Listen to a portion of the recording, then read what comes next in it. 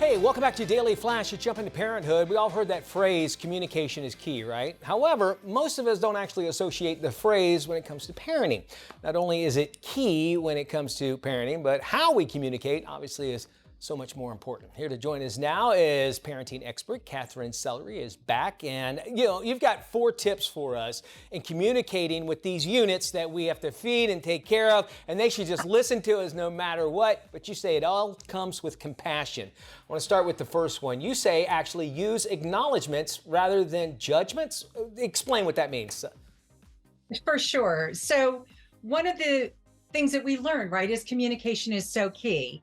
And we are so accustomed to using praise, which is actually that positive judgment word, and thought process is we use praise, we get more of the praised activity.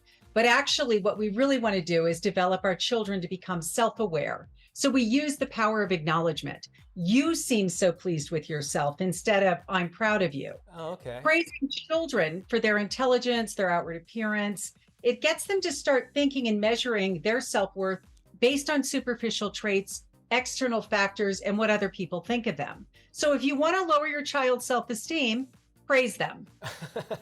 So weird to hear you say that, but it makes a whole lot of sense. It makes a whole lot of sense. People start to freak out when they hear this. Acknowledgement, on the other hand, allows a child to connect to their own inner sense of things, which is really what we want, right? We want them to start feeling into, I feel really good about that. That was really helpful. I feel good about myself, instead of how do you feel about me? So it helps them become self-aware of their competencies, tapping into how they feel about themselves, which is really the key. It gets them to communicate their feelings, how they're feeling, instead of what they perceive as the right answer and that sort of thing. Great idea. Yeah. All right, so I went down your list here, and I had to self-edit this one a little bit. Instead of, you say, ask, can you tell me why you acted this way? I would say, what the hell were you thinking? Rather than as punishment, you will. Now, there really is, because I say it to mom, I'm like, what? Why was I thinking? And, and I remember saying that a lot to my kids. What were you thinking? How do we work, and how does that help altogether? I think that's so funny. And yet, of course, we're human, and parents are people too. I'd like to say that, well, kids are people too, so are parents.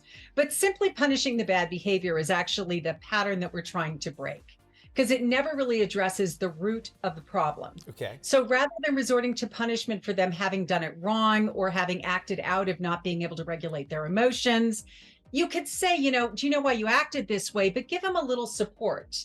Do you feel like there was a misunderstanding, or that you don't feel like your side was heard? Do you feel like you're not seen in this and that we don't understand what's going on for you? Are you hungry? Are you sad? Tell me, is there something else maybe that's going on that I haven't thought about? So this is a way to connect. And that's like key, right? It's all about connecting to what's going on for them and having them open up a little bit more, because you're creating an atmosphere of safety. Right.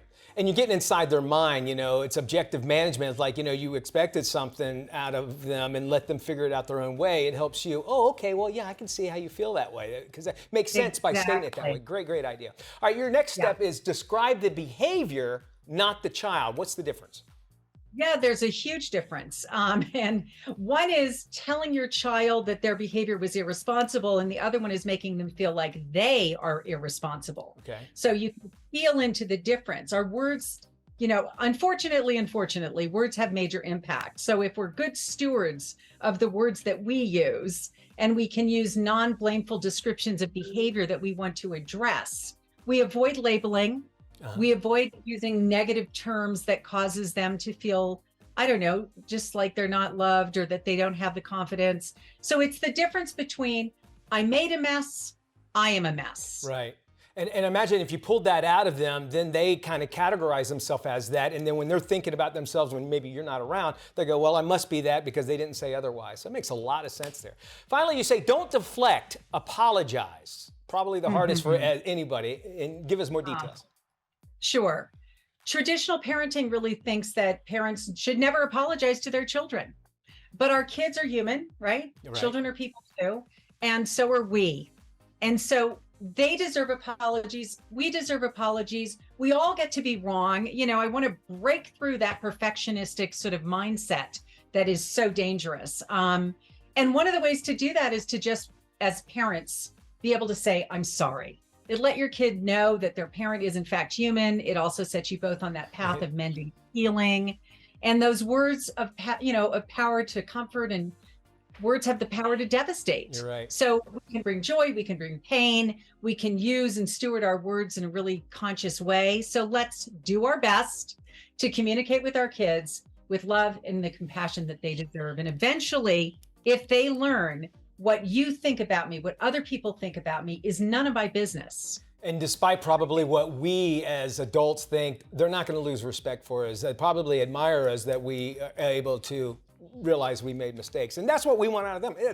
All of those are just great ideas, great advice, Katherine, as always. We love having you on here. And of course, if you at home want some great advice, check out freeparentingbook.com. And of course, the Conscious Parenting Revolution is all there. Katherine, we love having you on. We'll have more Flash coming up right after this.